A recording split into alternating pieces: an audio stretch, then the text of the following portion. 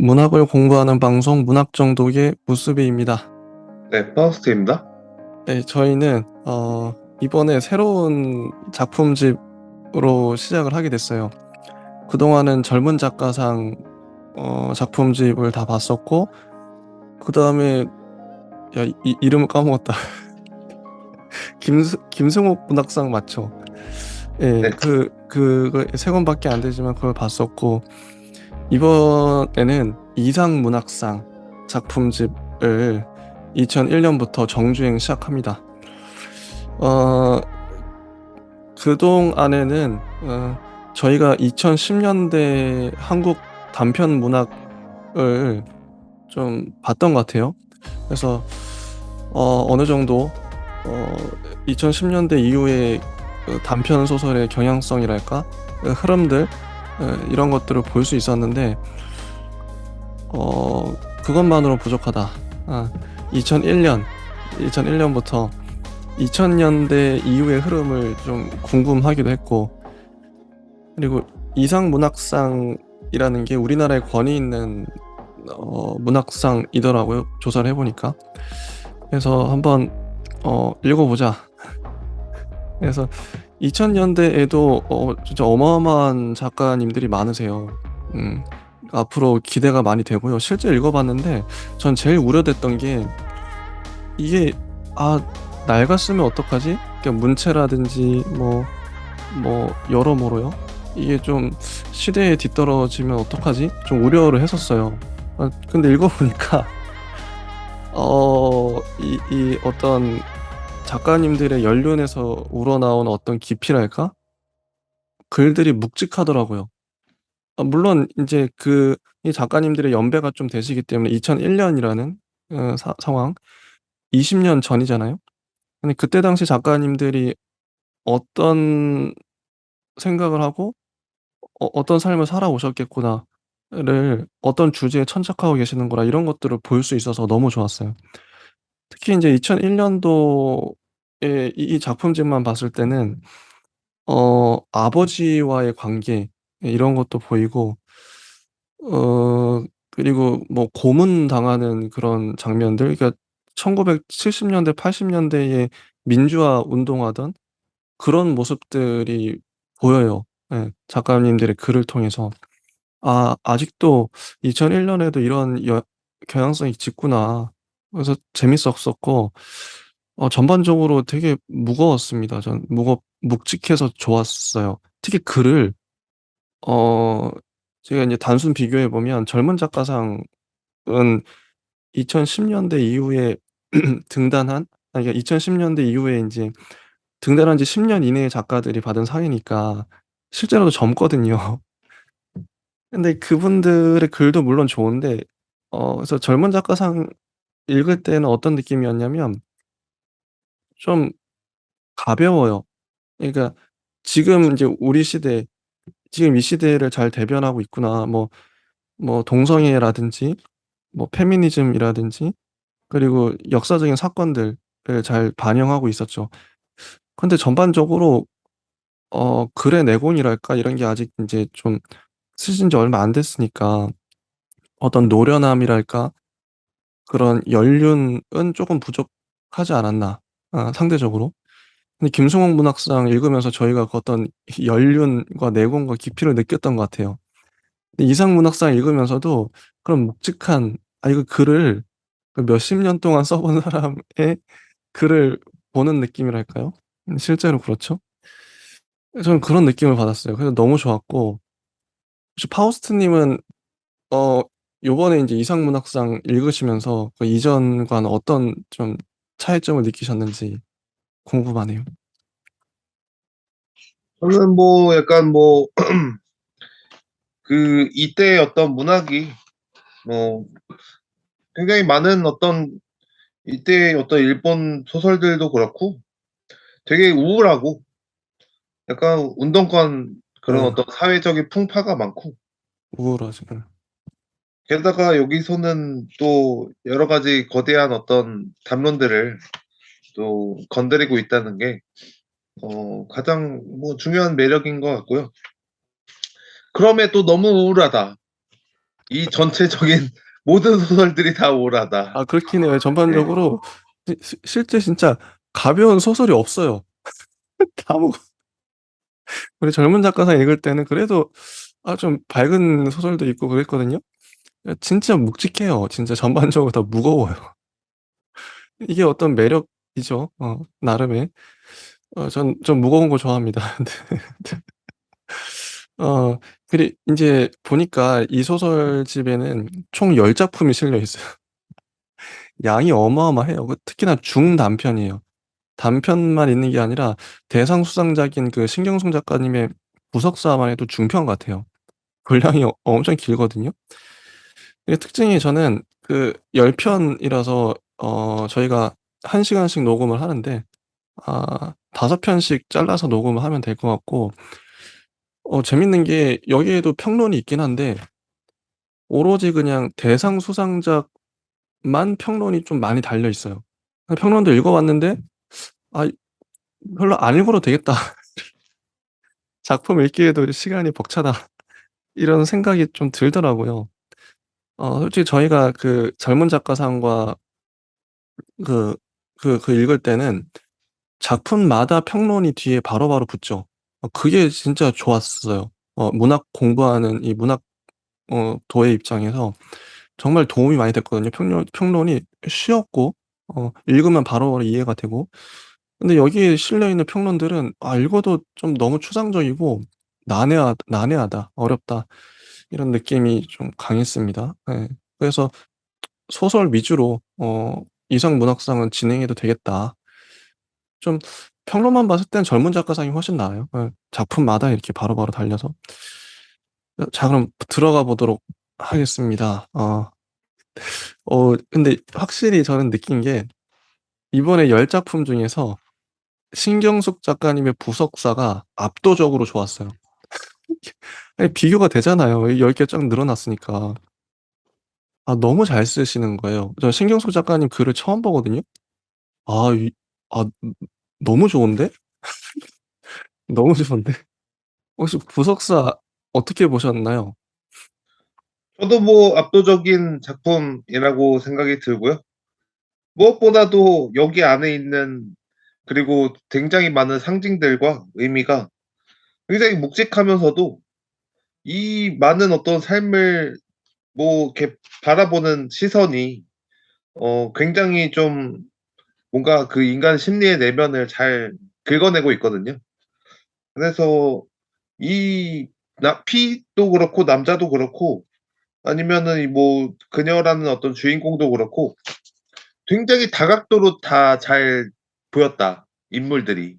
어 그렇게 생각합니다. 이게 부석사라는 게 절인데 부제가 국도에서예요. 그 부석사를 찾아 나서는 두 남녀의 이야기죠.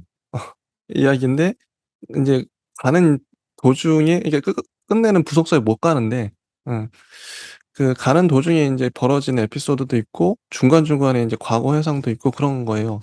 근데 재밌는 게 이 남자도 어떤 여자 여긴 뭐라고 나오지? 영어로 된 어떤 남자도 어떤 여자와의 사연이 있고 여자도 어떤 남자와의 사연이 있어요. 이런 식으로 형식적으로도 완벽하다.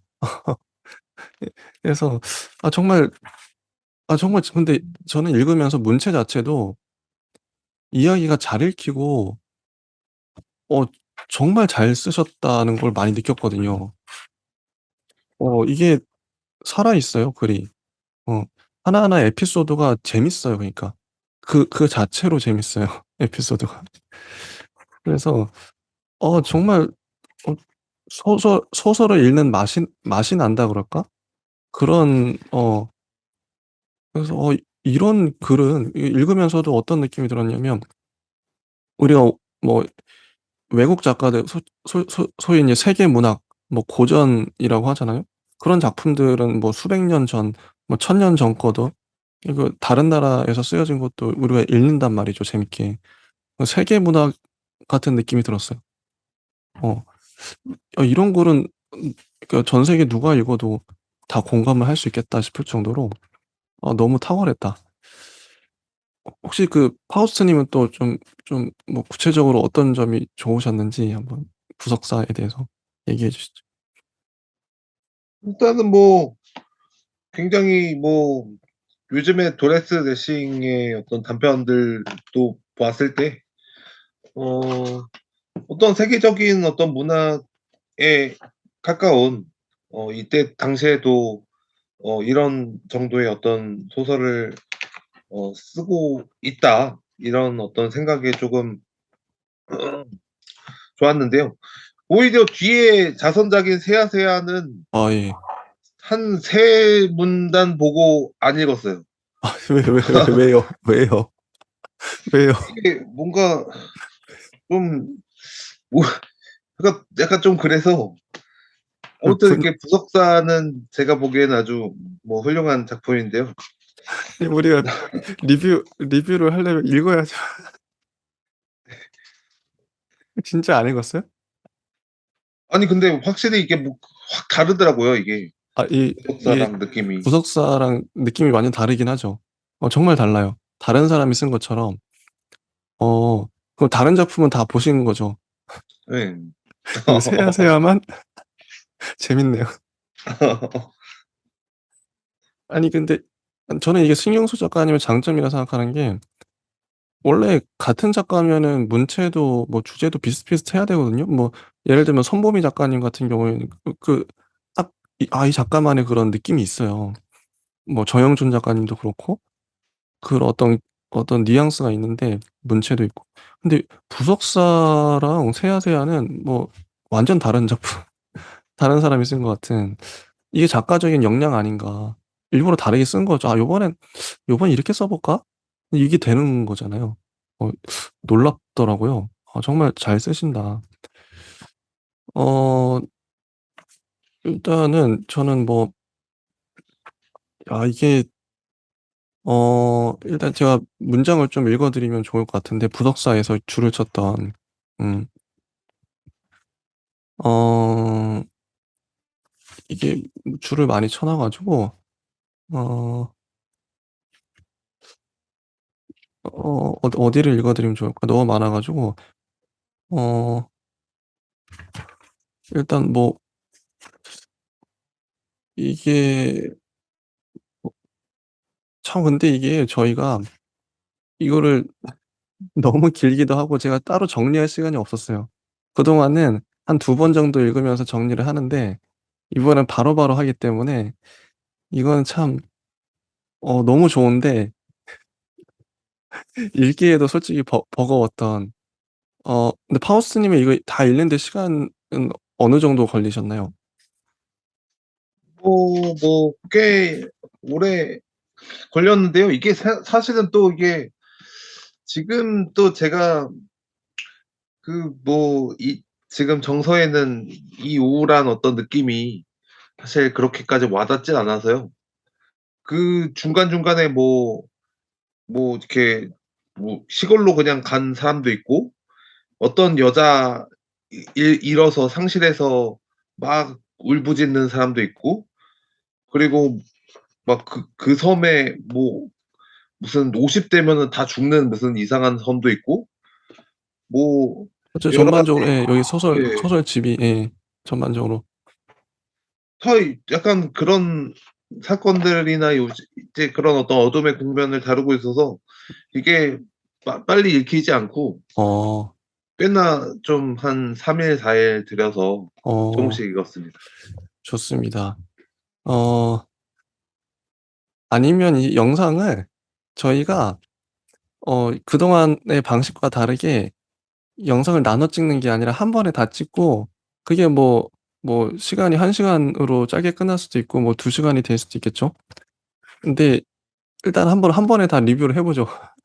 할 말이 네. 있으면 하고 없으면 바로 넘어가는 식으로 구석사는 넘어가 볼게요. 어 일단 이 읽은 거에 일단 좀 방점을 찍어도 괜찮을 것 같아요. '아 읽어냈다.' 어 음. 그리고 세아세아 같은 경우에는 요거는 좀 제가 이제 하우스님이 세문다니까 막 설명을 좀 필요한데 네. 아 이거는 저는 이 작품도 좀 다른 맥락에서 좋았던 게 어 이 이 남자가 말을 더듬는, 그러니까 말을 잘 못해요. 아니면 거의 뭐랄까 벙어리랄 라고 할까? 그런 사람이고, 근데 이 집안이 다 그렇더라고요. 다 장애가 있는 집안이고, 그걸 쓰고 싶어졌던 것 같아요. 어떤 장애가 있는 그런 어떤 사람의 비극이랄까? 어떤 처절한, 이 남자는 여자, 이 작은 놈이라고 부르죠. 작은 놈, 이름이 작은 놈이에요. 그 형은 큰 놈이고, 작은 놈이 여자를 이제 들러업고 도망가는 건데, 되게 처절해요. 처절하고, 뭔가 무슨 너무, 근데 이 이게, 어 어머니 어머니도 죽고, 아버지도 인제 너무 비극적이라서 철도에 드러 누워서 죽어 버려요. 음. 근데 이 전반적으로 너무, 그러니까 어떤 심파를 보는 것 같은, 너무 슬프거든요. 처연하다 그럴까? 애절하다 그럴까? 그런 느낌을 아마 자아내고 싶으셨던 것 같아요. 그래서 거의 인제 막 엉엉 울면서 쓰시지 않았을까, 이런 생각이 들 정도로. 그런데 이거를 2001 년도에는 어떻게 봤을지 모르겠는데, 지금 인제 제가 보는 입장에서는 우리가 심파 영화 같은 거 보면 배우들이 그냥 밑도 끝도 없이 울면 아니, 뭐 아무리 연기를 잘해도 '아 왜 울지?' 이렇게 논리적으로 이렇게 따지게 되잖아.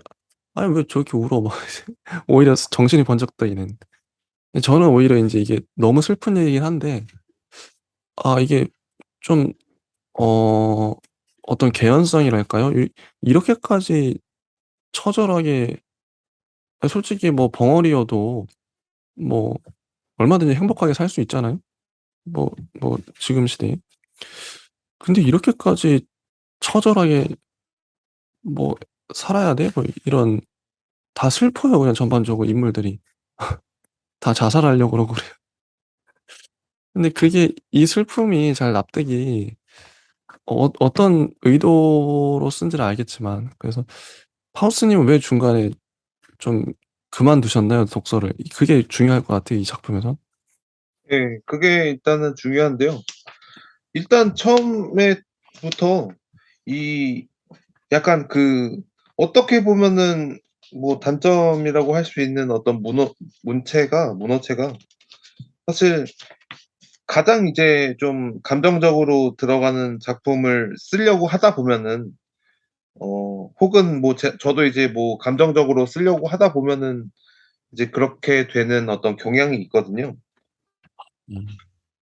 그러니까 서사에 집중하기보다는 그 문장 안에 이미 이제 작가가 이제 너무 녹아들어서, 아.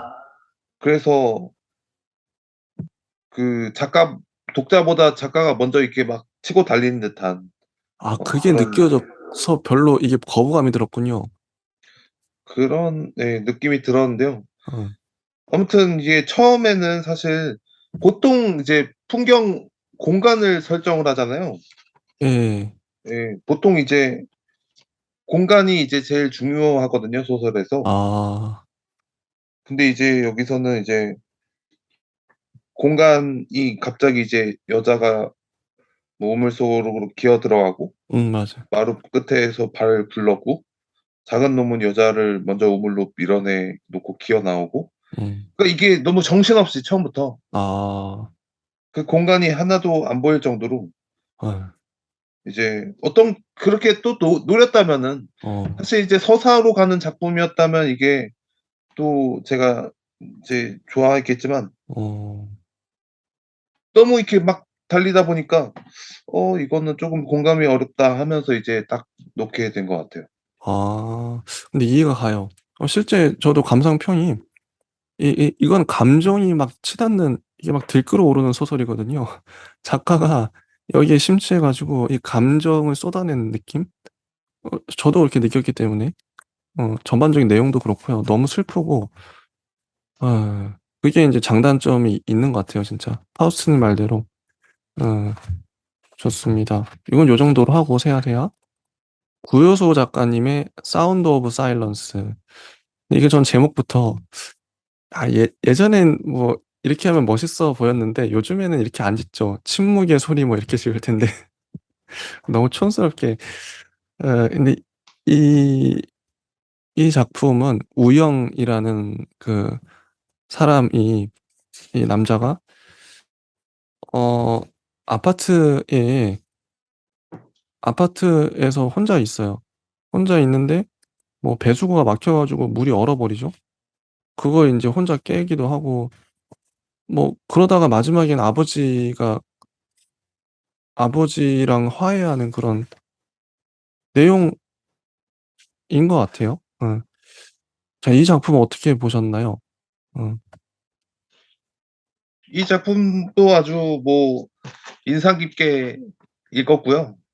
어, 특히나 뭐 이름과 관련된 자신의 어떤 정체성과 이제 송곳으로 이제 배수구를 계속 깨고 있는 맞아요, 맞아요. 예. 예, 그 장면이 정말 인상 깊었고요. 음, 무엇보다 이제 뭐 이 사람이 이제 어떤 삶을 살아왔고 어, 어떻게 힘든 삶을 살아왔는지 여기서 이 표현이 어, 예, 굉장히 많이 잘 되어 있거든요. 어, 그래서 이때의 어떤 그 감정선이나 어떤 인물의 어떤 그런 층들이 음, 어, 굉장히 잘 접근되었고, 음, 그리고 아버지라는 어떤 인물로 나중에 그리고 남녀 차별이나 혹은 그런 아버지에 대한 상처, 유년의 기억 같은 것들이 뭐 조금 더 뭔가 들어왔으면 좋겠다 싶을 정도로 음, 굉장히 좀 뭔가 좋은 작품이었던 것 같습니다. 맞아요.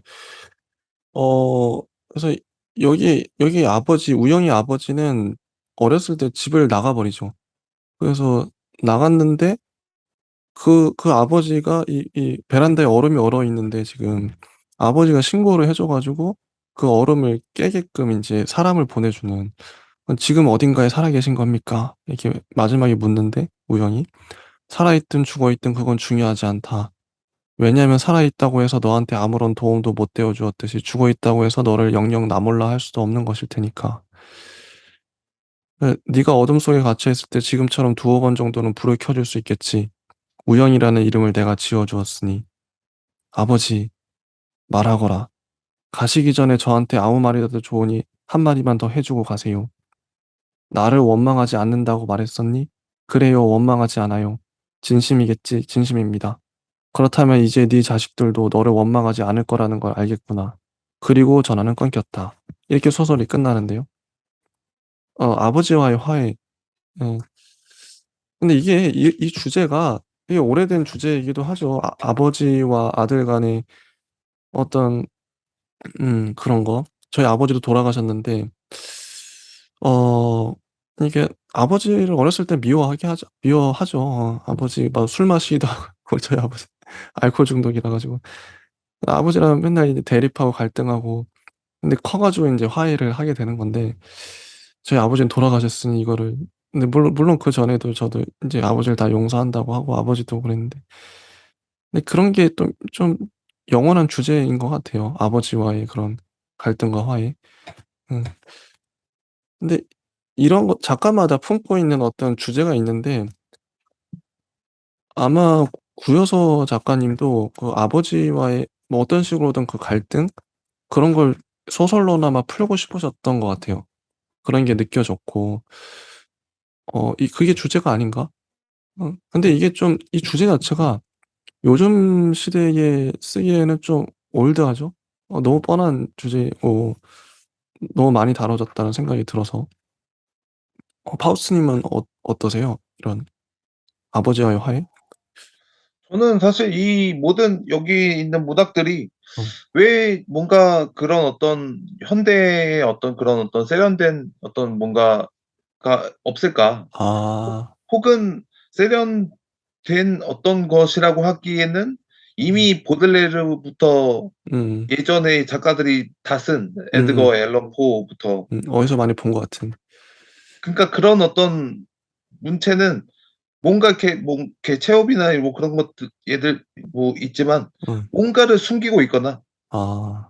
뭔가 다양한 의미를 가지고 있거나 아. 혹은 하나의 어떤 뭐 코끼리라는 상징이 뭐 다른 어떤 뭐 모비딕이라는 상징이 뭐 다른 것들을 막 엄청나게 많이 이제 환기시키거나 아. 근데 여기는 이제 거의 이제 어떤 내면의 어떤 예. 맞아요. 내면이에요. 인간의 맞아요. 내면. 예. 네. 이런 어떤 문체나 이제 소설류가 또 잘 쓰이는 데는 이제 일본이거든요. 아. 나스메 소세키부터 시작해서 약간 그런 어떤 인간의 내면에 중시한? 아 그런 영향을 받았을 수 있겠네요. 그래서 음. 이제 뭐 어느 소설이 뭐 좋다 안 좋다 이렇게 할 수는 없지만 그런 어떤 느낌에서는 인간의 어떤 내면의 소리에 목소리에 아. 그리고 항상 내 안의 목소리에 엄청나게 집중되어 있다. 아 내면의 하나도 목소리. 비는 비밀이 없이. 맞아요. 진짜 이 소설집에 보면 전반적으로 내면의 소리가 강해요. 어 자기 목소리가 정말 강해요. 좀 다른 것 같아요. 이 지금 저희가 젊은 작가상 볼 때랑 젊은 작가상은 좀 최대한 객관적으로 쓰려고 노력을 했던 것 같은데 이때는 내면의 목소리가 정말 강하다. 그게 한 경향성인 것 같아요, 이때 당시. 그리고 저는 이거 읽으면서 느꼈던 게 요번에 소설집 작품들 읽으면서 그 세대마다 코드라는 게 있어요. 음 저도 인제 84 년생이고 인제 거의 인제 내년이면 40 어느새 그렇게 돼 버렸는데 이거 읽으면서 어떤 느낌이 들었냐면 어 묘하게 우리 세대 그러니까 저희 세대, 저희 또래들이 읽어도 공감할 것 같은 그 묘하게 코드가 맞는 거예요. 그러니까 우리 세대가 품었을 법한 어떤 정서나 어떤 느낌이 있어요. 그래서 읽으면서 너무 공감이 되는 거죠. 여기 나와 있는 에피소드들이나 아니면 내면의 발언들. 근데 이런 발언들이 지금 뭐 10대 혹은 20 대가 이걸 읽으면 공감이 안 될 수도 있어요. 사건 그것도 그렇지만 봄은 이런 걸 당해 본 적도 없으니까 공감이 잘 안 돼 근데 저희 한 세대 약간 위인 것 같은데 요 써져 있는 건. 근데 어쨌든 저희 세대까지는 그래도 공감이 되지 않나. 이게 세대 차이일 수도 있겠다 싶기도 해요. 어 그 저는 오히려 약간 이 소설이 음. 고등학교 때 혹은 이제 약간 방황기 때, 아. 우울할 때 아. 저는 그 고등학교 때 이런 소설들을 많이 읽었거든요. 아 진짜 그때의 사실 예. 감정과 느낌이 와 닿는 거죠. 이게 예. 그때 뭐 감수성. 인간 실격도 그때 읽었고 아. 굉장히 좀 우울한 한때. 맞아요. 전반적으로 우울하니까요. 예. 맞아요. 그때는 뭐 사실 왜 내가 뭐 태어난지도 아. 신이 뭐 있는지 없는지도 맞아. 아리까리하고 그냥 뭐 아무것도 모르거든요. 아. 그래서 항상 뭔가 우울하고 아. 인생의 무게를 다 지고 있는 고등학교 2-3 학년 때 그 요런 거를 많이 읽었는데요. 그래서 저도 예. 그 보통 중2병이라고 하잖아요. 예. 그 중2병 느낌 들어요. 이게 전반적으로 좀 나쁘게 말하면 너무 내면에 집착하니까. 아 그죠. 이게 좀 달라요. 요즘 소설의 경향성이랑 좀 달라요. 문체랄까. 음. 오히려 그때가 좀 제가 보기에는 어떤 삶의 어떤 그런 어떤 공경이나 국경을 이겨내기 위한 제 수단으로 예. 이런 소설들을 읽었던 것 같아요. 오히려 이런 소설이 위로가 될 수 있겠네요. 어 맞아요. 네. 아마도 뭐 애써 밝은 소설이나 이거를 보는 것보다 아 '과연 내가 왜 지금 우울할까?' 맞네. 그리고 세계에 던져져 있는 그게 그야말로 그냥 뭐 패대기 쳐져 있는 그리고 음 '나는 왜 부자 집에서 태어나지 못했지?' 막 이렇게 어 하염없이 울고 있는 맞아요. 그런 상태에서 이제 이런 소설들을 보면은 음 '아 사람 사는 게 다 우울하고 비슷하구나. 그치, 그치. 나만 그런 게 아니구나.' 아니 그게 뭐 중2병이라는 게 나름대로 그 중2병인 친구들은 나름 심각해요. 네 나름 진짜 내 우울이 세상 전부인 것 같고 어 진짜 그래서 심각한 그게 남들이 보기엔 되게 막 좀 되게 좀 뭐랄까 극단적인 어떤 발언들을 하는데 심각하게 막 하는데 진지하게 나름 심각하거든요 다. 맞아요, 맞아요. 좋습니다. 그러면 넘어가서 윤성희 작가님의 그림자들. 이 작품은 좀 특이한데요. 그림자들이란 이 소설은 어 엄마가 죽었죠. 여자의 어머니가 죽었어요. 근데 이게 자살이 아닐 가능성은 하고 남자가 의심을 해요. 음. 의심을 하고 그리고 여자는 뭐 백화점에서 막 쇼핑을 하죠. 그 보험금 타면 인제 이걸로 근데 여자가 죽였나? 근데 끝까지는 안 나오죠. 이게 자살인지 타살인지는 안 나오는데 어 그리고 인제 그 남자가 그 그 여자가 인제 백화점 쇼핑을 하다가 건물에서 갑자기 남자가 떨어져서 죽죠. 피가 흘리고. 그리고 또 어떤 남자는 또 C역에서 내려서 거기를 인제 역을 계속 인제 보고 있고 근데 이런 되게 독특한 인물들이 나와요. 근데 저는 이게 궁금하더라고요. 과연 이 작품을 어떻게 보셨을까 파우스트 님은 어떠셨나요? 일단은 뭐 그다음에 어떤 소설들의 어떤 경향이나 그런 오마주 같은 되게 빠른 어떤 흐름을 뭐 그런 것을 뭐 다 걷고 생각하더라도 이 소설은 그냥 빠르게 넘어가는 아. 그야말로 그 영화에서 보면은 정말 그 이미지나 영상으로서만 그냥 소통하는 예. 네, 그런 어떤 이미지라고 생각이 드는데요. 어. 약간 뭐 과장하자면 뭐 달리의 뭐 그런 뭐 영화나 이제 그런 거랑 비슷한데 어. 근데 확실히 이제 이 현대 어떤 현대의 어떤 느낌이랑 예. 게다가 한국인의 어떤 그 도시의 느낌이랑 그리고 현대의 어떤 그런 많은 이제 자본주의나 뭐 혹은 음. 인간의 어떤 그런 수단성이나 뭐 여러 가지가 그야말로 잘 형식적으로 내용적으로도 잘 쓰였다. 잘 쓰였다. 하지만 예. 너무 이게 막 이렇게 또 이렇게 이 형식 자체가 막 달리는 거기 때문에 맞아요. 이 중간에 내가 멈춰서 사유를 할 아. 저기보다는 이 형식의 그 달리는 것에 더 사유하는 게 낫겠다. 예. 그런 음. 생각이 들더라고요. 이게 진짜 형식이 중요한 소설인 것 같아요. 이 작가가 현란하게 이렇게 전개하거든요. 다양한 인물들의 그 시점을 바꿔가면서 여자 쪽에 갔다가 남자 쪽에 갔다가 저는 이게 끝까지 좀 정리가 잘 안 되더라고요. 그래서 이게 뭐 어쨌다는 거야? 여자가 죽였다는 거야? 뭐 잘 이해가 안 갔어요. 그래서 좀 인제 막 왔다 갔다 하는 건 재밌긴 했었는데 읽으면서 정리가 잘 안 됐던. 그래서 남자는 뭐 왜 나온 거야? 혹시 파우스트 님은 이게 이야기 전반이 잘 이해가 되셨나요?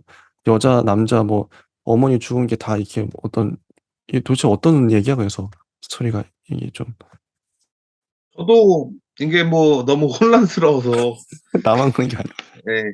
계속 이게 읽어 봐도 이게 뭐 저 하루키의 뭐 그 소설처럼 뭐였지?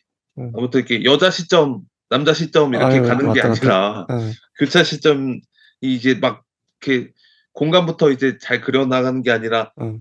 이미 그냥 막 딱 그 형식부터 이렇게 치고 달려서 일단은 굉장히 좀 어려웠거든요, 이게 예. 찾아내기가. 맞아요. 그러니까 이런 게 근데도 뭐 예. 맞아요. 형식이 이렇게 왔다 갔다 할 경우에는 정리를 잘해 줘야 되는 거야 작가가.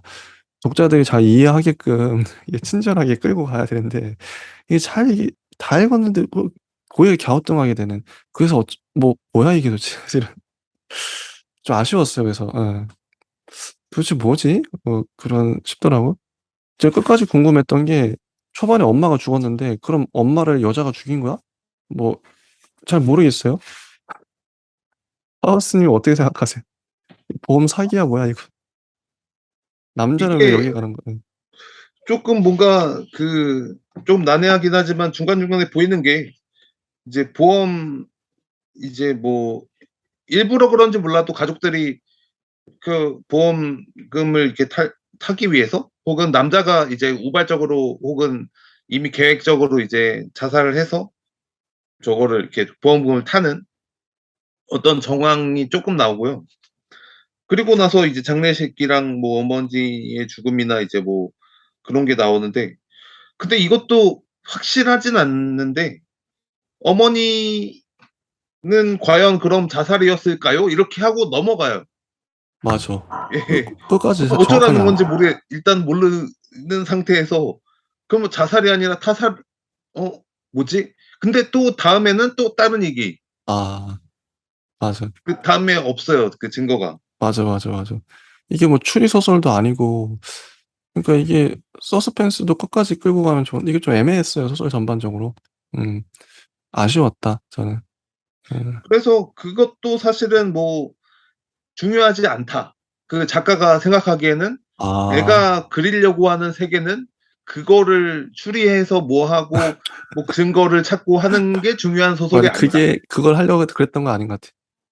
이거는 계속 뭔가 그 현대 사회의 모순이나 아. 이런 욕망이나 아. 이런 욕망에 이게 달리는 전차들을 아. 계속 뭔가 보여주고 있는 맞아. 그런 느낌이에요. 맞아요. 맞습니다.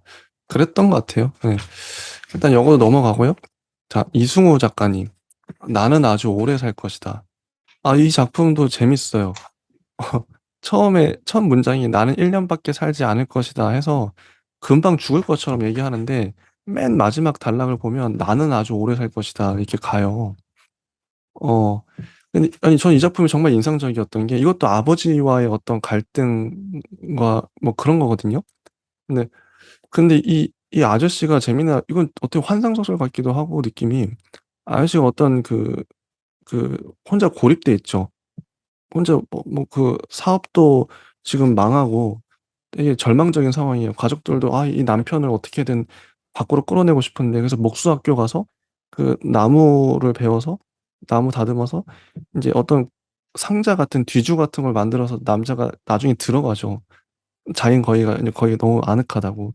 근데 나중에 보니까 그 이 남자가 어 어렸을 적에 아버지한테 폭력을 당할 때 어느 곳에 숨었는데 뒤주 안에 숨었죠. 그때 너무 아늑하고 거기서 잘 수도 있고 그게 인제 어렸을 때 원초적 기억이 돼서 경험이 돼서 이후에 이 아저씨가 중간에 동굴도 가잖아요. 아내랑 여행 갔다가 동굴이 너무 아늑해서 거기서 몇 시간을 자는 거예요. 원래 불면증이 있는데. 근데 그런 얘기인데 저는 이게 어떤 한 사람의 치유? 그리고 동굴도 그렇고 어떤 이 뒤주 그리고 자기가 만든 그 나무 상자 이 모든 상징들이 이 소설은 너무 명확해요. 뭘 말하고자 하는지도 명확하고 아버지로부터의 그런 상처 그런 것 '아 너무 아팠겠다.' 이런 것도 저는 이 소설이 전반적으로 되게 좋았어요. 문장도 좋았고 이 남자의 심리 이런 것도 좋았던 것 같은데 하우스님은 어떠셨나요? 이 소설은? 일단 뭐 굉장히 좀 무거운 주제이기도 하고 그리고 이 소설들을 보면서 네. 아버지의 모습을 많이 형상화가 되더라고요. 왠지 맞아요. 이제 자기만의 방에 들어가서 맞아요, 맞아요. 웅크리고 있고 맞아, 맞아. 가족들이랑 소통도 잘 못하고 딱 옛날 우리 아버지 딱 그런 느낌. 혼자 그냥. 굉장히 좀 일에 떠들어서 이제 맨날 주말에 자고 있는데 맞아. 내 딱 그런 시간이 없으니까 이제 막 피하고 다니는 딱 엄마가 "야 남 여보 여기 좀 와 봐." 이러면서 "아유 잠깐만 잠깐만 있어 봐. 나 어. 좀만 이렇게 좀만 더 자고." 어. 이러면 약간 이런 분위기?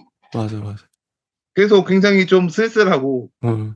굉장히 아버지가 뭐 삶의 어떤 그런 낙이 술 먹고 들어와서 자식들 볼에 막 부비부비하고 어.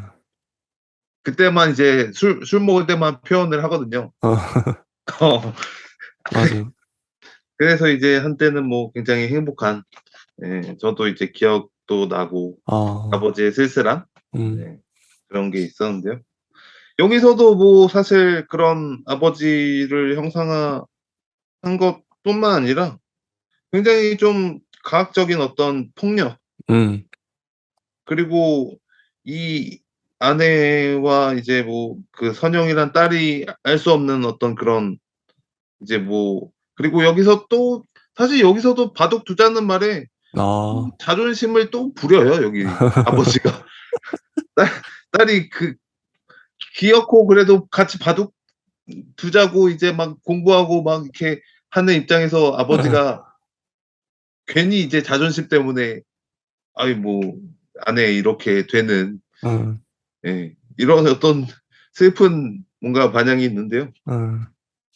일단은 뭐 좀 아쉬운 거는 아 예. 이런 동굴이나 이런 어떤 상징성을 음.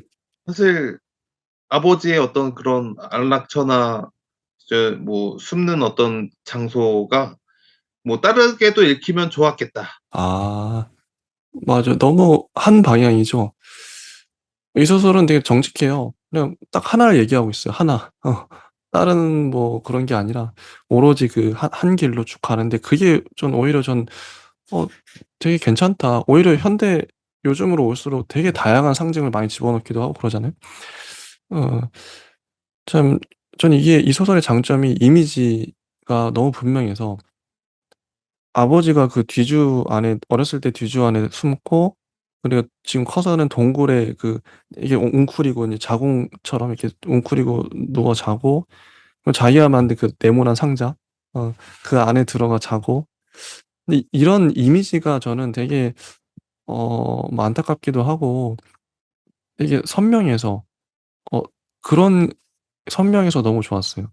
어 그래서 그리고 이 너를 얘기할 때마다 하는 인제 이 단어가 있는데 "한쪽 면이 터진 직육면 혹은 지고면체 가로 열고 그런 게 있다면" 의 나무통을 들고 이렇게 가잖아요. 근데 이 그런 게 있다면 이게 이제 일부러 이제 딱 집어넣은 건데 읽을 때마다 되게 재밌더라고요. 이런 식으로 가로로 인제 표현하는 게 전 좋았어요. 이런 이미지가 되게 좋았던 소설이지 않았나. 어 이거는 이제 넘어가고 쑥 쑥쑥 넘어가니까 좋네요. 우리가 작품이 10 개나 되니까 그냥 뭐 그냥 쑥쑥 넘어가는 거죠. 아 이 정영문 작가님의 고문하는 고문당하는 자 이거 말 그대로 고문이거든요. 그 두 사람이 있는데 한 사람이 이제 그냥 고문하는 거예요. 두 사람이 주인공인데 그냥 고문하는데 이 고문하는 사람이 자기 얘기를 막 하죠. 그러면서 자기 뭐 어렸을 때 아버지와의 추억 얘기하면서 막 뭐 바닷가에서 뭐 아버지 아이스크림 사 왔는데 녹고 막 그 얘기해요. 근데 그게 끝이에요 어쨌든. 자기가 인제 근데 이것도 되게 독백적이고 어떻게 근데 환상적이고 이건 진짜 80 년대 그때 인제 실제 고문 그런 것도 생각이 나고. 이 작품 어떠셨나요? 이거는 쪼끔 뭔가 그 자신에게 스스로 하는 고문 같은 느낌이 살짝 들고 어. 약간 메타 소설? 메타 소설? 아. 마치 이제 '내 고통을 바라보는 나' 이런 비슷한 느낌의 이제 소설로 저는 읽혔는데요. 어. 이제 애초에 그냥 좀 약간 음. 회화적인 어떤 문장들이나 맞아요. 언어들이 많아요. 예. 예 맞아요, 맞아요. 그림 그리듯이. 예. 묘사도 많고요. 연필을 깎고 어. 그리고 얼굴이 깎여 나가듯이 일그러지기 시작하고 어. 눈비심을 바라보고 어. 얼굴을 옆으로 돌려서 이제 또 얼굴을 바라보고 음. 이런 게 계속 뭔가 계속 반복이 되면서 어. 이 어떤 자아의 어떤 그런 고통을 이제 뭐 여기서 이제 완전히 형상화하진 않고 어. 고통의 성질에 대해서 그거에 대해서 이제 말하고 있는데요. 근데 이제 그거를 보다가 이제 아버지가 나오고 여기도 아버지가 나와요. 아니 요번 소설집에 아버지가 왜 이렇게 많이 나오는지 모르겠어요. 여기도 아버지가. 어. 그리고 이제 뭐 불치병인 그녀가 나오고 음. 그리고 유년기의 어떤 많은 어떤 이야기를 이제 독백처럼 하고 예 있는데 맞아요.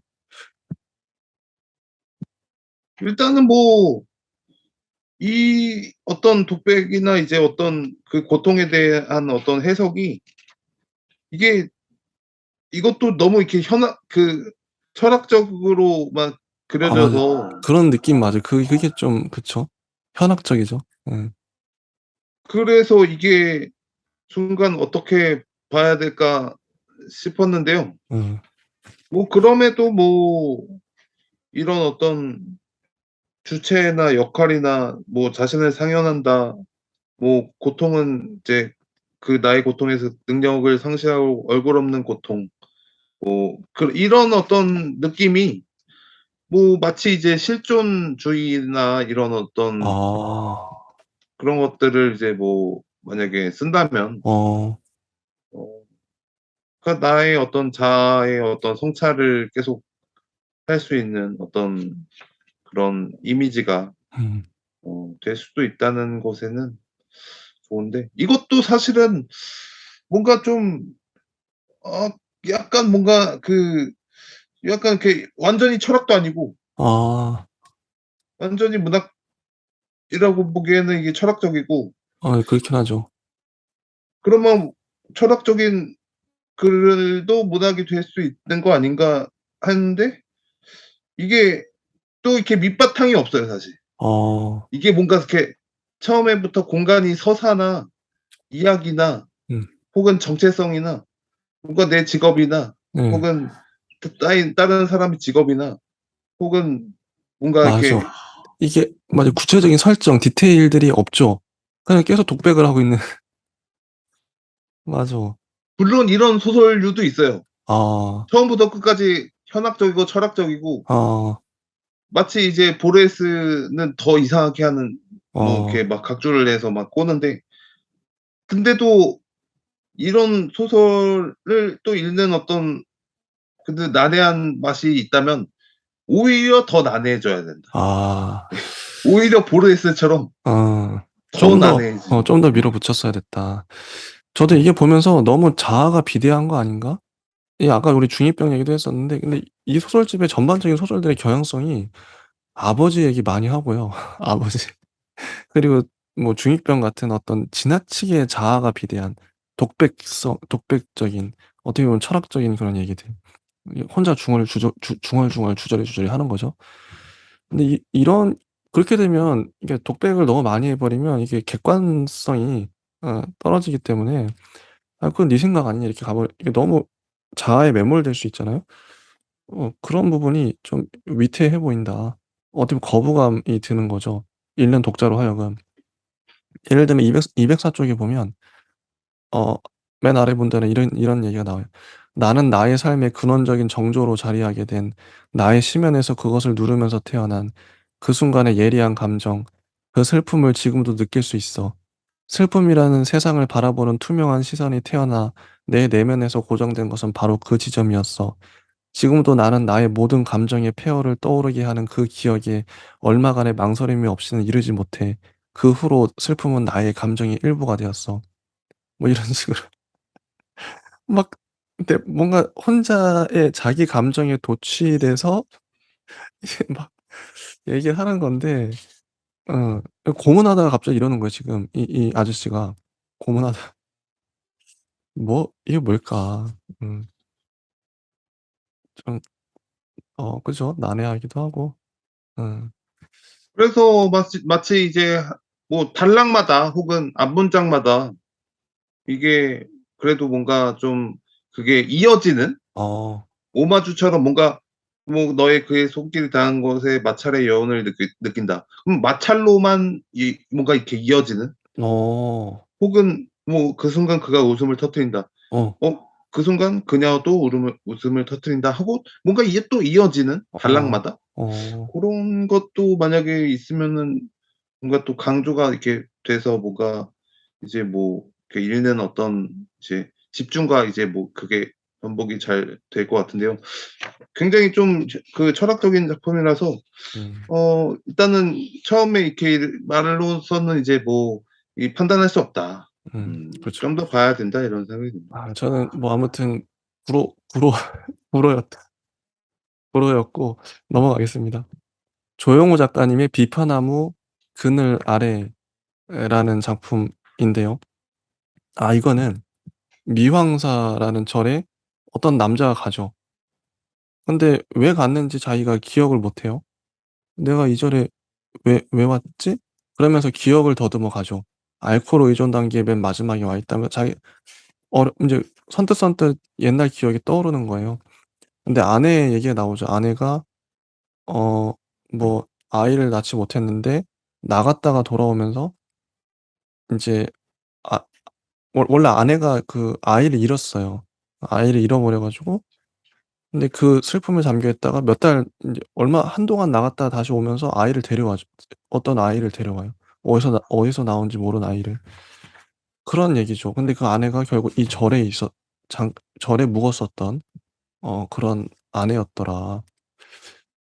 그러면서 옛날 얘기도 나오고요. 이 절이 왜 생기게 됐는지 스님과의 그런 대답 얘기도 나오고 그런 소설이에요. 어 이 비파나무 그늘 아래 어떻게 보셨나요? 뭐 저는 일단 뭐 이 스님과 어떤 관계뿐만 아니라 뭐 일단 뭐 이거는 제가 근데 뭐 중간에 이제 뭐 다른 소설들을 이제 뭐 다른 것들도 봐서 그런지 네. 이게 그 알코올성 치매 환자가 아닌데도 음 음. 뭔가 그냥 뭔가 슥 지나간 것 같은 소설 자체가 쓱 소설이 지나간 어 기억이 잘 안 나는 거죠. 근데 이게 분명히 뭔가 굉장히 뭐 그 삶의 저거 얘기를 하는데요. 음. 근데 저희가 요번에 이 한 작품 중에 10 편이 실려 있기 때문에 다 기억한다는 것 자체가 어려워요. 저도 다 기억이 안 나고 단편적으로만 기억이 나서 그냥 뭐 혹시 하실 말씀이 없으실까요? 이 작품에 대해서? 일단은 네. 근데 그렇게 했다고 보기에는 이 중간중간에 문장들이 좋다. 좋거든요. 어. 뭐 이렇게 크고 아름다운 울음소리는 무엇을 의미하는 걸까? 아름다운 울음소리랑 뭐 사실 모순이 아닌가? 고통스럽고 서러워서 내는 게 항상 울음소리일진데 음. 이러면서 사실 아름다운 울음소리에 대한 어떤 자기 해석도 탁월하고 미왕사. 그리고 어떻게 보면 뭐 이 되게 사연 같은 것들도 여기서 좀 이렇게 잘 서술이 되어 있거든요. 음. 그리고 비파나부가 이제 마지막에 우지끈하고 쓰러져 버리는 어떤 것으로 이제 그 모든 것들이 이제 참혹하게 음. 이제 폭풍처럼 이제 다 쓰러져 가는 음. 그런 어둠에 대한 어떤 뭐 결말 부분도 좋고 음. 그리고 뭐 이미지도 뭐 황금빛에서 핏빛으로 몰들어가는 미왕사 대웅전에서 바라보이는 다도의 해질녘 풍경 이 맞아. 바다 풍경이 나와요. 여기 바다에 근처한 절이라서. 그쵸. 음 그래서 좋은데 뭔가 그 뒤에 소설에서 나오는 그 인물의 매력이 있거든요. 예. 그거는 딱 기억이 나요. 어. 그 대기업 무슨 어디 광고 출판사 뭐 과장까지 갔다가 그 뒤 소설은 진짜 좋아요. 일단은 요거 얘기하고 예. 예. 일단 요 정도 할까요, 이 소설은? 예. 요 예. 정도 하고 저는 최인석 작가님의 모든 나무는 얘기를 한다. 이거는 제가 솔직히 베스트로 뽑습니다. 이게 이 소설집 이 작품집에서 신경숙 작가님의 부석사 진짜 좋았어요.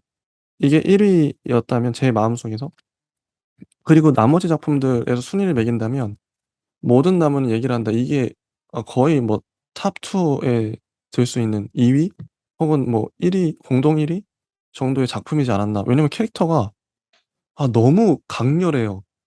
이 근래에 이렇게 매력적인 캐릭터를 본 적이 있었나 싶을 정도로 장소라는 카피라이터잖아요. 소설 전반적으로 너무 재밌어요. 재밌고 진짜 뭐 캐릭터에 내가 빨려 들어가는 느낌? 동화되는 느낌? 어떠셨어요? 전 진짜 재밌게 잘 봤거든요. 음. 근데 저도 뭐 이게 정말 캐릭터 인물을 정말 잘 재밌게 쓰고 있다. 잘 살렸죠. 예. '어떻게 이렇게 재밌게 쓸까.' 하는 어. 정도로 굉장히 좀 매력적인 캐릭터고 또 멋있어요. 나중에 장소라는 캐릭터가 예. 돈도 막 1,000만 원 빌려 주고 그리고 혼자 잘 나가던 진짜 일 잘하는데 예전에 마르크스 막 이렇게 운동권이었잖아요. 운동권인데 갑자기 또 시골로 어 가 버리고 또 카피라이터 하다가 또 어느 날 갑자기 여행 가 버리고 그리고 또 어느 날 갑자기 또 시위 80 년대니까 시위에 같이 막 해 가서 어 독재 물러가라 이렇게 운동도 하고 진짜 멋있는 사람이에요. 하는 말도 되게 쿨하고 이 되게 매력적인데 인물이? 예. 어떠셨나요? 진짜 네. 그래서 뭐 이제 중간에 나오는 어떤 뭐 여러 가지 얘기들도 재밌고 진짜 좋았어요. 그리고 이제 기승전결이 이제 또 굴곡이 확실하다 보니까 진짜 좋죠. 음. 나중에 이제 그렇게 뭐 되는 것도 뭐 이해가 가고 음.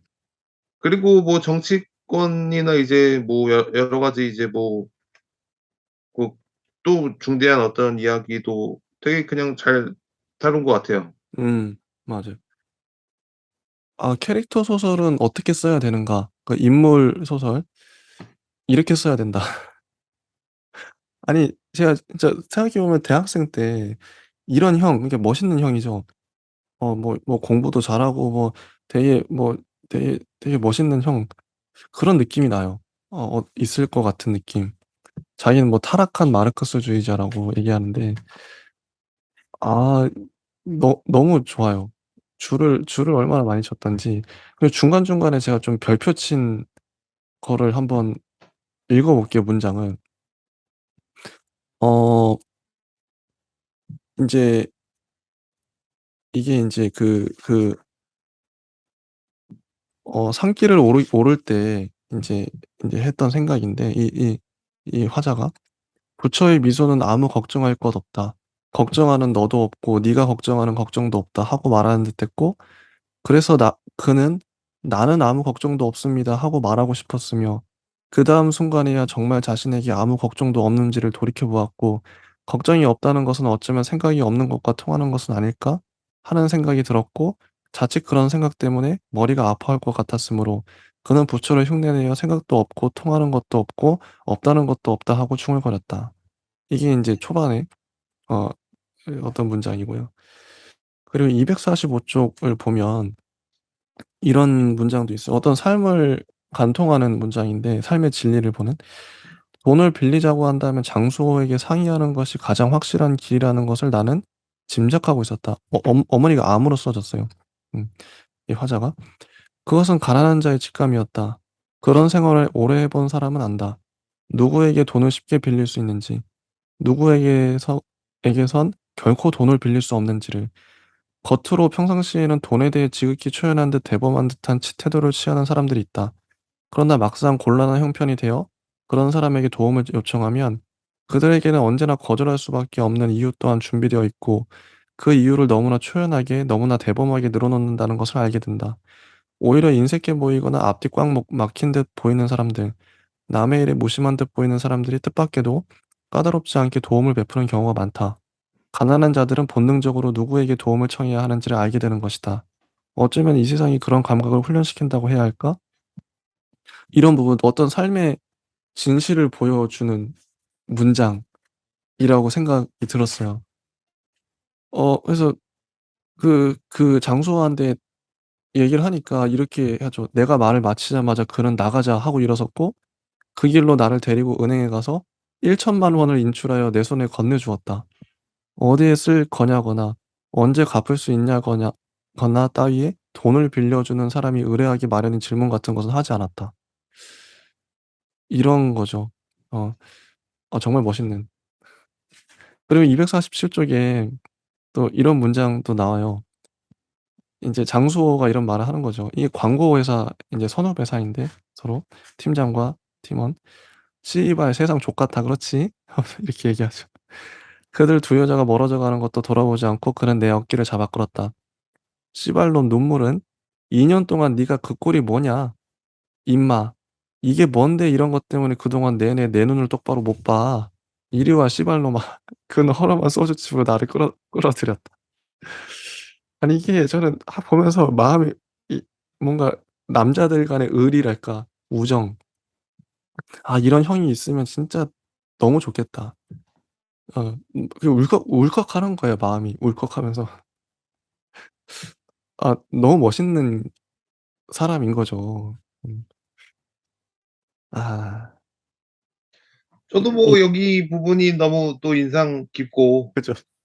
진짜 뭐 어깨 진짜 딱 이렇게 딱 하면서 "어우 야 이 세상 족같지 않냐?" 이러고 그니까. 하는 예. 너무 뭔가 느낌이 쿨하고 나서 어 네. 정말 뭐 너무 재밌게 읽었어요 저도. 너무 좋아요. 이게 너무 잘 썼어요. 아 이게 그 그리고 인제 뭐 이 장소는 어느 서로 인제 MT 갔는데 나무의 뭐 말을 들었다 그러죠. 나무가 나한테 얘기를 하는 것 같아." 그 말을 들었다고 하는데 그리고 인제 이런 장면이 있어요. 252 쪽에 가면 실제 정치적인 얘기도 나오거든요. 그 무렵부터는 장소만이 아니라 회사의 직원들도 이따금 일부러 짬을 내어 거리로 나가 시위에 참가하기 시작했다. 사람들은 스스로 자신들의 힘에 놀랐고 그 힘이 뭔가를 해낼 수 있다는 데 격앙되었으며 자부심을 느꼈다. 나 역시 점심시간 같은 때에 틈이 나면 동료들과 함께 이곳저곳을 쏘다니며 호언철폐 독재 타도를 외쳤다. 나와 내 옆 사람의 외침이 거대한 함성이 되는 것을 들으면 괜시리 가슴이 뿌듯했다. 이게 저는 그거 생각나더라고요. 우리 촛불 시위 최근에 있었죠. 촛불 시위하는. 이게 인제 2016년 그때도 있었는데 이 요때는 1986년, 87년 그때니까 아 이때부터 인제 촛불 혁명이 있었던 거죠. 그런 시민들의 어떤 힘 그런 게 전반적으로 느껴져요. 마침내 서울역과 시청과 명동과 남대문과 서울 시내가 시민들로 뒤덮였다. 어. 일주일 좀 사는 것은 축제 같았다. 축제 같았대요. 이때 그래서 지금 근데 이게 그쪽 가다가 장소는 이 현실 파악을 제대로 하고 있어요. 253 쪽에 보면 "그는 이번에는 80년 광주에서처럼 당하지만은 않을 것이라고. 시민군이 조직될 것이요. 바리케이트가 처음에는 하나둘에 불과하겠지만 결국에는 그 바리케이트가 정권을 포위해 버릴 것이라고 말했다. 그는 시민들이 외치는 구호가 어째서 바뀌지 않는지 이해할 수 없다고 말했다. 포원철폐, 독재타도 정도로는 안 된다는 것이었다. 포원철폐, 독재타도, 정권 인수 이렇게 발전되어야 한다는 것이었다. 근데 이게 그 어정쩡한 승리가 돼 버릴 수 있다 이렇게 한 거죠, 이 장소는. 그러나 장소의 생각은 달랐다. 그는 이제까지는 승리였으나 이제부터는 스트레스는 패배가 계속될 것이라고 말했다. 언제나 그랬다는 것이다. 동안 농민전쟁 때도 4.19 시민혁명 때도 이런 어정쩡한 승리 뒤에 언제나 패배가 승리 자체를 무의미하게 만드는 패배와 분열이 시작되었다는 것이다. 근데 이런 부분도 저는 어떻게 보면 역사적인 사건을 잘 끌어들이고 어떻게 보면 주장하는 글일 수도 있는데 이게 묘하게 설득력이 있어요. 장수라는 캐릭터 자체가 너무 매력적이기 때문에. 장수가 이렇게 얘기하고 어 당시에 운동권이 어떻게 생각했는지도 알 것 같아요. 근데 이게 이런 논리가 이해는 되는데 만약에 독재 정권을 시민들이 그럼 뒤집어 엎고 시민 정권이 생기면 '거기서도 또 독재가 일어나지 않을까?' 아니 그게 또 현실적으로 가능하나? 저는 그런 생각이 들긴 하더라고요, 이런 논리 자체가. 음. 파우스트 님은 어떠셨나요? 음. 저는 일단 뭐 당연히 이제 시민들이 이제 혁명으로 정권을 잡으면은 다시 또 그 시민들이 자기들 편하려고 독재를 하는 거는 그럴 것 같아. 당연한 왠지 인간의 그럴 것 어떤 같은데 예 그럴 것 같은데. 음 그건 당연한 인간의 어떤 욕심이라고 생각이 들고요. 아 그거를 이제 막기 위해서 사실 뭐 삼권 분립이 있는 거고 그 현대 헌법이 있는 거겠죠. 그래서 이제 뭐 지금은 뭐 잘 안정화가 됐다고 생각이 드는데 여기서 또 이제 뭐 당연 어떻게 보면은 이 많은 이 정치적인 어떤 상황을 뭐 잘 어떻게 보면은 얘기를 하고 있는 것 같고 음 물론 맞아요. 이제 뭐 예. 어떤 권력의 어떤 속성이나 음 어떤 그런 것들도 사실 예전에 이미 많이 쓰이긴 했지만 음 많은 소설에서 그럼에도 이제 우리나라의 어떤 김영삼, 김대중, 노태우 이런 음 것들을 쓰는 것도 소중하다. 음 그리고 이때의 어떤 분위기를 맞아요. 어 자 정말 좀 객관적으로 묘사를 잘했죠. 서술을 하고 음. 있다. 음. 그리고 뒤에 보면 장소 집에 초대받아 가는데 집안에 나무를 심어 놔 가지고 이분은 되게 특이한 분이에요. 나무를 심어 놨 나 나 살다가 인제 귀향을 하죠. 어. 근데 260 쪽에 이런 말도 나오거든요. 인제 화자가 봤을 땐 "그렇구나 장소. 나 같은 자는 오직 살아남기 위하여 세상이 살라는 고대로만 살고 운동도 한 적 없고 물론 감옥에도 간 적 없지만 겨우 이 지경으로 살 수밖에 없는 것이고 너 같은 자는 마르크스 주의자였다가도 감옥을 갔다 와서도 더구나 북한에서 친척이 간첩으로 넘어오는 일이 벌어져도 이렇게 살 수가 있는 거로구나." 이런 차이점을 화자가 느끼죠. 아 절망적인. 그래서 이 장수호는 그런 아파트에서 카피라이터로 승승장구하다가 살다가 시골로 갑자기 귀향을 해 버려요. 사라지죠. 일을 그만두고. 전 이 부분도 노자적인 어떤 느낌, 초탈한 현세를 다 인제 버려 버리고 가서 그냥 뭐 더덕 같은 거 팔고 살아요, 아내랑. 어 되게 옛날 느낌으로. 이런 마무리 근데 맨 마지막에 경찰이 또 그 장소를 감시하러 가거든요. 이것도 섬뜩하고 정말 마무리도 잘 지었다는 생각이 들어요. 어떠셨나요? 이 마지막 장면까지. 네. 저는 그리고 이 나라는 또 사람이 아 화자 예. 화자가 음. 또 20 평에서 40 평짜리 아파트로 집을 옮기고 아 맞아. 중간에 그렇게 팀장되고. 근데 이제 아내가 이제 저기 씀씀이가 커져서 아 원래 맞아요. 된장찌개 김치찌개만 먹다가 예. 이제 막 빚을 3천인가 예. 막 지게 돼서 이제 5 억이라고 나와요. 5 억. 5 억이구나. 아. 다단 다단계 어 다단계 빠져 가지고 맞아 네. 그렇게 됐죠. 그리고 나서 또 뭐 주희라는 사람이 이제 직장 뭐 거기 사람인 것 같은데 예 또 불륜이 되죠.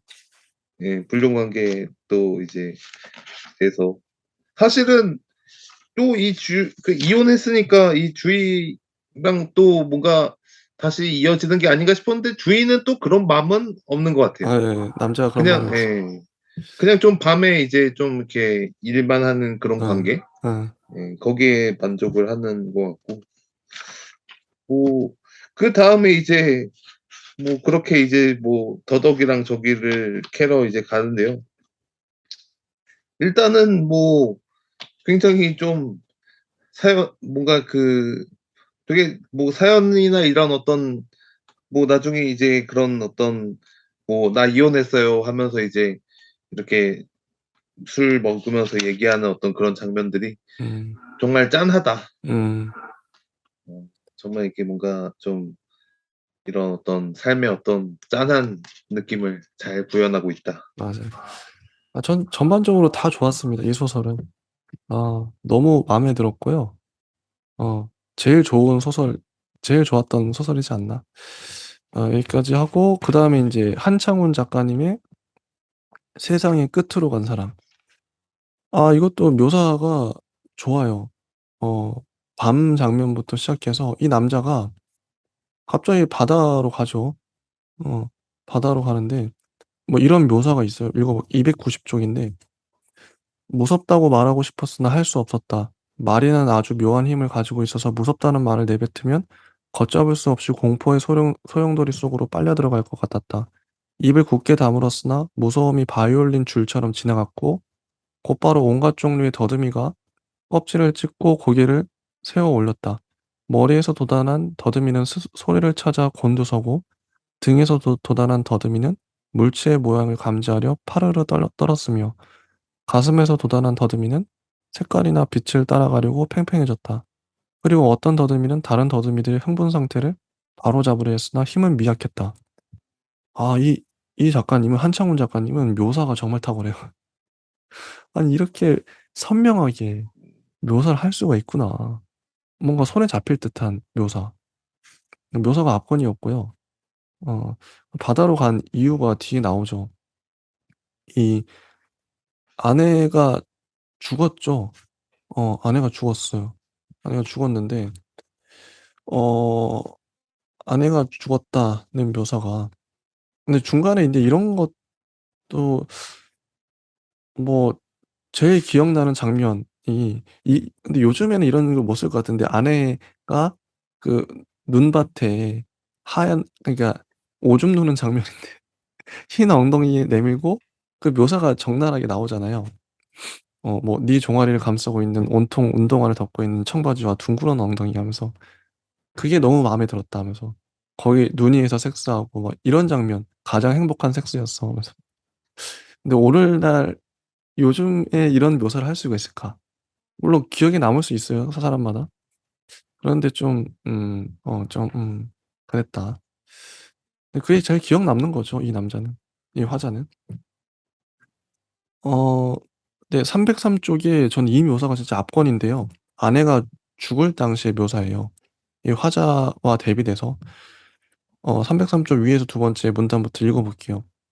그러니까 그가 점심때 친구인 이대리와 함께 삼계탕을 먹을 때 아내는 차를 몰고 나갔고 회사 휴게실에서 동료 직원들과 자판기 커피를 마실 때 친정으로 가는 지름길인 외곽도로에 들어섰고 오후 일과를 점검하고 나서면서 차를 쓰겠다고 고집을 부리던 아내가 떠올라 고시랑대며 지하철을 향할 때 신호 대기가 풀렸으며 2호선에서 4호선으로 갈아탈 때 맞은편에서 과속으로 중앙선을 넘어오는 차를 발견하고는 순간 핸들을 틀었으며 손잡이를 잡았을 때 갓길벽을 들이박았으며 혹시 남은 신문이 있나 두리번거릴 때 세 번, 네 번 차도를 뒹굴었으며 신문을 포기하고 창밖에 눈길을 주었을 때 죽어버린 것이다.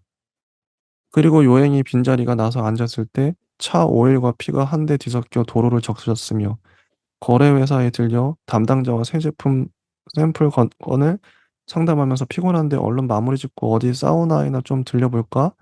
공리하고 있을 때 견인차가 왔고 악수를 하고 나왔을 때 경찰 백차가 도착했으며 사우나 가기를 포기하고 회사로 돌아오는 도중에 앰뷸런스가 도착했으며 회사에 도착했을 때 아내는 병원 영양실로 옮겨졌다.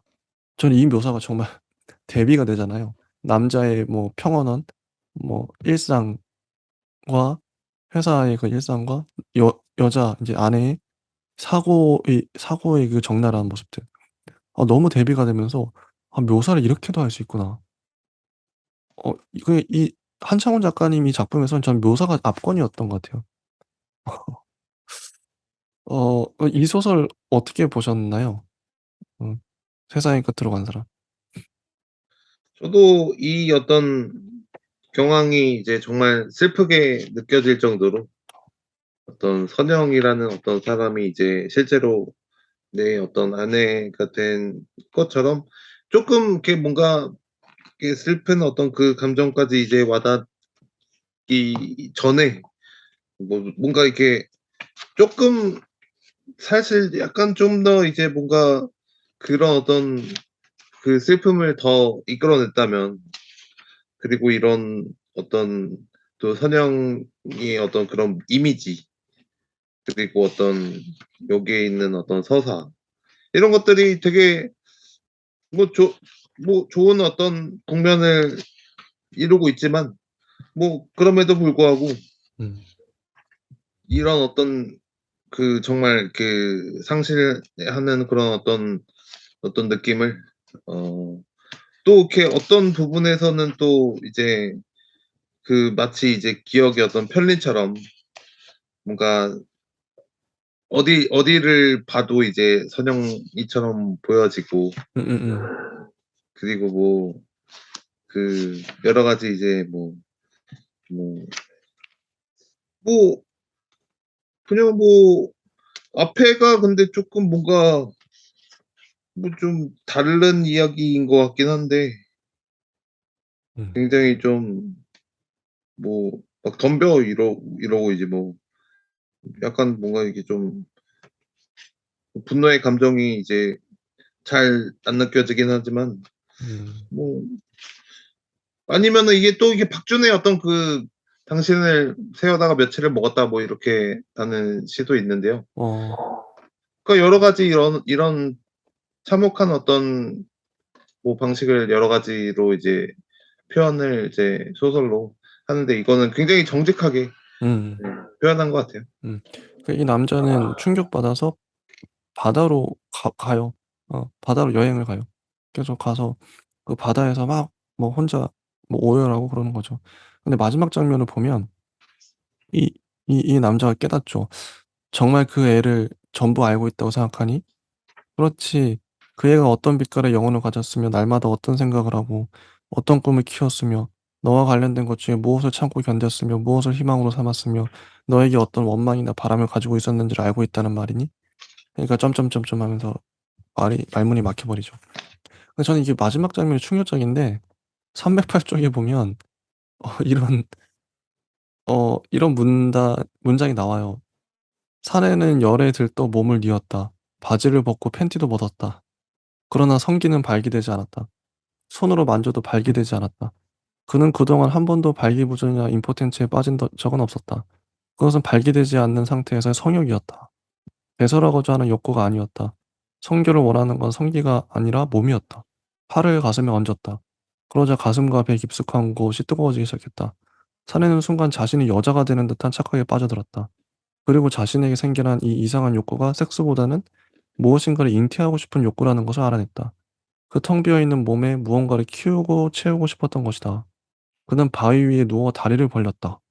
너를 잉태하자. 선영아 들어와라. 너를 수태하도록 해다오. 바다 위에 눈 하나가 떠서 그를 바라보고 있었다. 저는 이 마지막 장면에 충격 이게 갑자기 뭐 아니 화자가 왜 이래 갑자기. 이게 뭐지? 좀 당황스럽기도 했거든요. 뜬금없기도 하고. 이 결말 어떻게 보세요? 저는 뭐 오히려 이게 '이 결말이 맞다.' 음 아 그래요? 이런 생각이 어. 드는 게요. 예.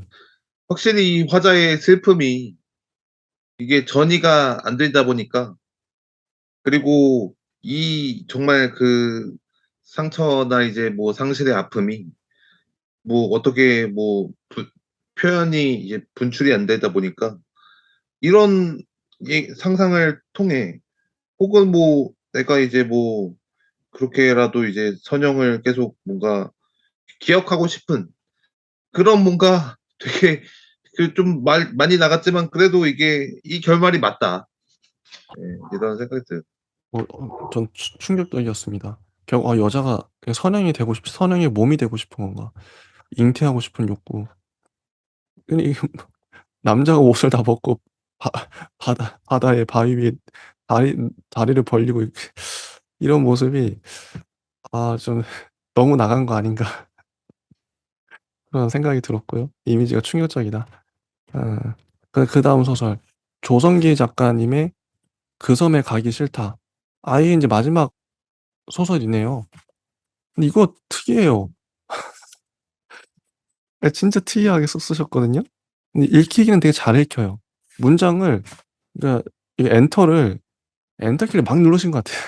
그냥 막 이 만연체도 아니고요. 문장을 되게 짧게 짧게 써 가지고 진짜 잘 읽히고 이건 어떻게 보면 환상 소설? 어느 날 뭐 되게 간단해요. 이 스토리도 어느 날 이 아저씨는 거의 한 50대 정도 된 것 같아요, 나이가. 근데 자기 또래가 다 사라져 버렸어요, 갑자기. 그래서 뭐 여기저기 슈퍼에도 가 보고 뭐 거리에도 가 보고 그런데 10 대, 20 대, 30 대밖에 안 보이는 거죠. 약국 아저씨 어디 갔죠?" 근데 뭐 이렇게 계속 물어봐요. 이 장소 저 장소 가면서 물어보고. 그러다가 인제 마지막에 어떤 호수 같은 데에 머리들이 다 모여 있죠, 잘린 머리들이. 이게 뭐지?' 되게 섬뜩한 장면인데 '50세 이상은 한 사람도 없단 말이야.' 이렇게 되죠. 다 살아남지 못할 거라고. 음. 이런 소설이에요. 그럼 도대체 이게 뭐지? 이게 뭐지?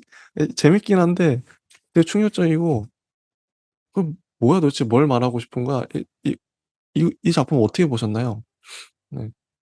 이거 보면서 그 배틀 배틀로얄인가? 아니 네. 일본의 그 영화 아 예. 되게 참혹한 영화 있잖아요. 아 예.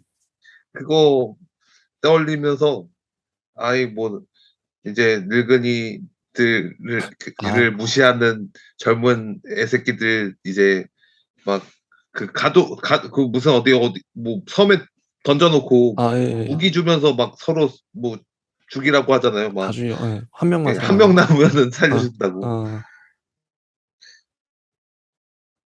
그것도 약간 되게 충격적이었거든요. 아유 충격이죠. 와. 충격이죠. 그리고 막 간발에 뭐 누구 그 자살 그거 하면서 뭐 간발에 뭐 뭐 하면서 이제 힘내라고 아. 이제 그것도 막 좀 정말 충격이고 아. 그리고 막 대놓고 그 막 50대 60대 막 선생님들도 다 막 무시하고 젊은 어. 사람들이 그래서 막 그냥 그 어떤 뭐 이렇게 세대 참극이 이루어진다는 게 정말 인상이 깊었는데요. 음. 정말 뭐 이럴까 싶을 정도로 어 뭐 약간 뭐 어떻게 보면은 뭐 동양 쪽이 좀 더 뭔가 좀 나은 것 같기도 하고 음. 왜냐하면 좀 아침에 이제 뭐 문안 인사도 하고 뭐 같이 아. 신경도 쓰고 그죠. 예. 어른들을 공경하는 예의 예. 예절이 있으니까.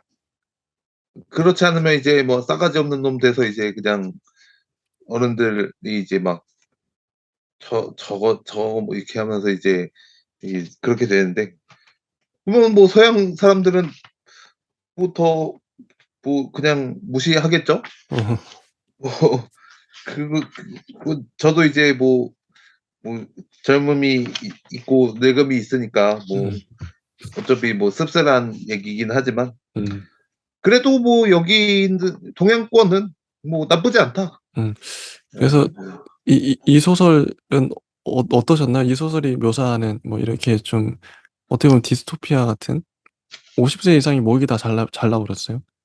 뭐 "노인이 더 이상 살 곳은 없다." 뭐 이런 것인가. 메시지는 어 그런 것 같은데 어떠셨나요?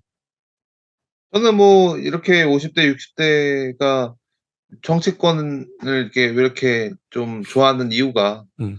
어 있다. 뭐 이런 생각이 드는데요.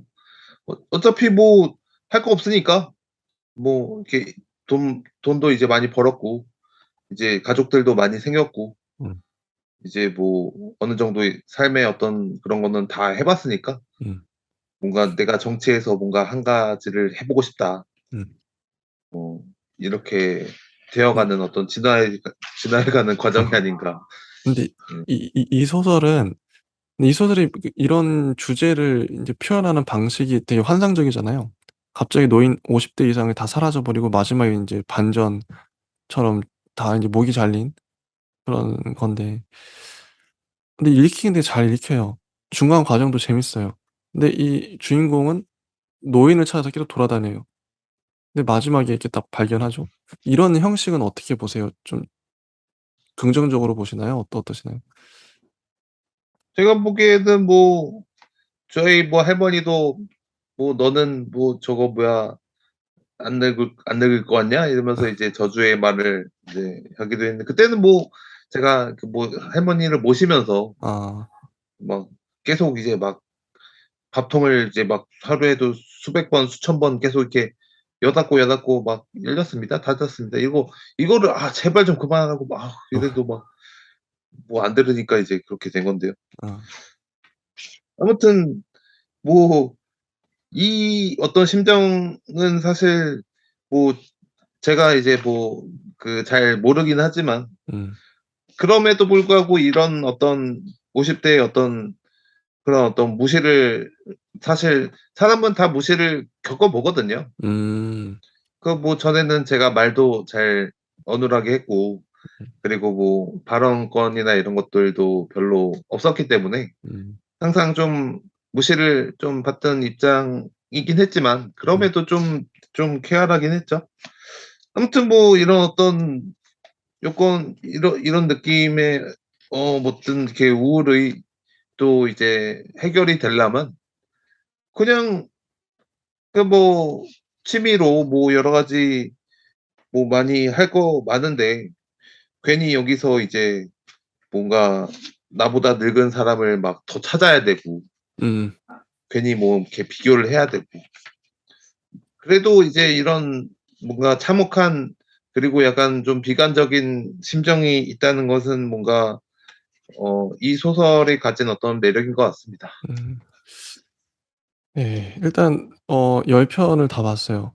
저희가 짧게나마 어 한번 저희만의 그런 순위를 하우스 님은 어떤 작품이 제일 좋았고 뭐 그다음에 뭐 한 1, 2, 3위 정도 한번 등수를 한번 매겨 본다면 요번에 10편 중에서 예 한번 말씀해 주시죠.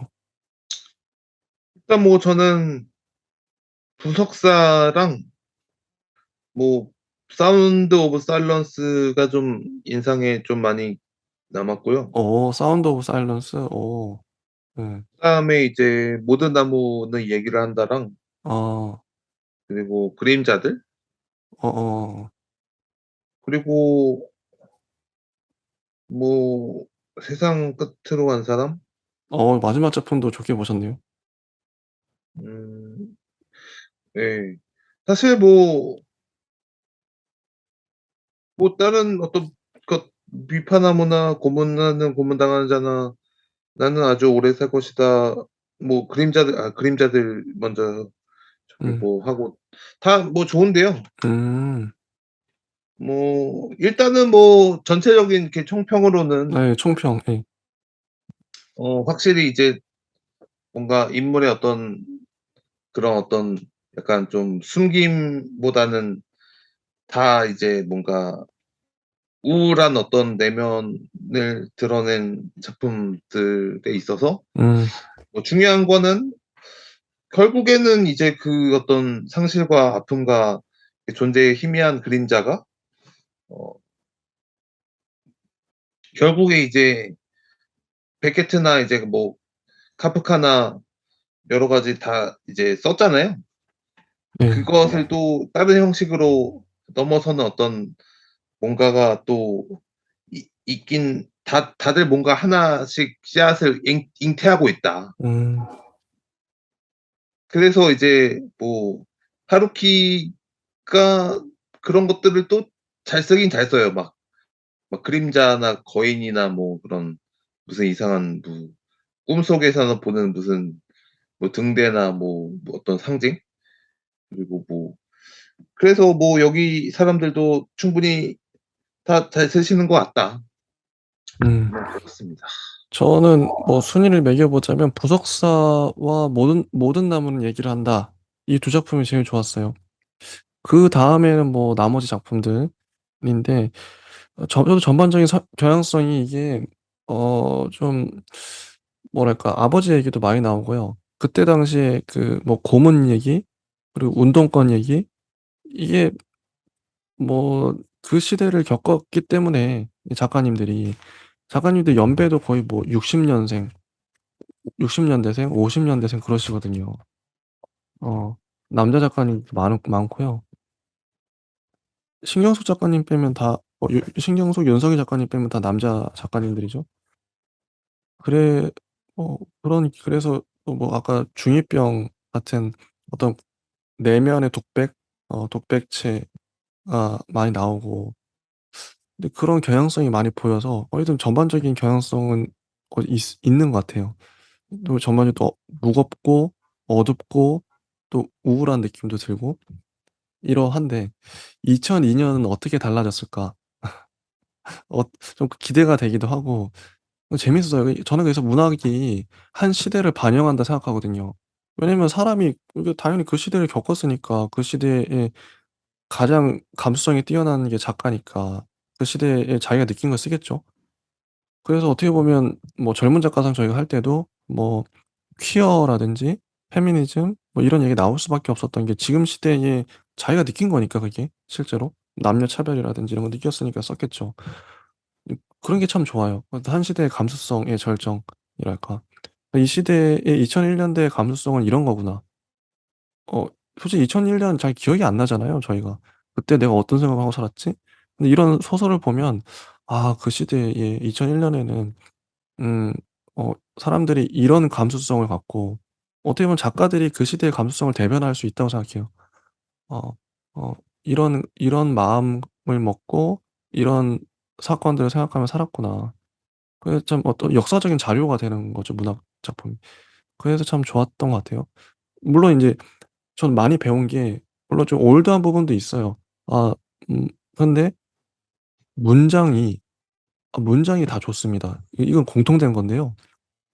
이건 거의 한 내 글의 내공이랄까요? 한 10 년, 20 년, 30년 진짜 오랫동안 꾸준히 써온 사람이 많이 쓸 수 있는 어떤 문체가 보이는 것 같 문장을 그러니까 글을 오랫동안 다듬은 이거는 정말 대단한 거라고 생각하고 읽으면서 되게 감탄하면서 봤고 '아 나도 이렇게 문장을 좀 잘 다듬 이거 많이 써 봐야겠죠 당연히.'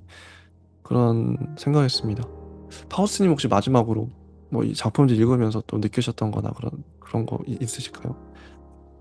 뭐 또 생각해 보면은 음. 어떤 개인의 내면의 어떤 것들 과학적이나 피학적이나 혹은 어떤 아버지에 대한 것이나 뭐 성의 세계나 혹은 어떤 속세의 세계나 뭐 맞아요. 다양한 어떤 그런 어떤 내면을 그려내는 음. 뭐 위대한 작가들이 많이 있거든요. 음. 이 주제로 천착해서 자신의 어떤 내면의 그런 어떤 세계를 그린다는 것은 뭐 도스토옙스키도 그렇고 헤르만 어. 헤세도 그렇고 거의 다 구도적인 어떤 자신의 내면, 아 내면. 그 인간의 내면을 그리는 작가이죠. 어. 그래서 충분히 뭐 이런 어떤 자신의 내면이나 이제 그런 것들을 잘 그려내도 음. 진짜 명작이 하나 나오지 않을까 음. 싶습니다. 전 신경국 작가님의 발견이랄까요? 너무 잘 쓰신다. 그런 거 느꼈고요. 네. 좋습니다. 오늘 여기까지 하죠. 뭐 짧고 강했어요. 1 시간 반 정도 걸렸는데 딱 괜찮은 것 같아요 지금. 이 정도 시간 이상 문학상 하면 괜찮을 것 같습니다. 다음 주에는 2002년 작품집을 읽고 올 거예요 저희가. 전 속도도 괜찮다고 봐요. 딱 1 주일에 요 정도 읽으면 딱 괜찮다. 어 한 10편 단편 10편 읽는다는 게 재밌더라고요. 이게 전 축복이라 생각해요. 이게 인제 많이 읽어 봐야 또 잘 쓸 수 있으니까요. 음. 저희는 다음 주에 2002년 작품집으로 돌아오도록 하겠습니다. 기대가 돼요 벌써부터. 10 편을 또 읽겠죠? 도대체 어떤 발견, 어떤 보석을 발견할지 정말 기대됩니다. 네 여기까지 하겠습니다. 감사합니다. 네 감사합니다.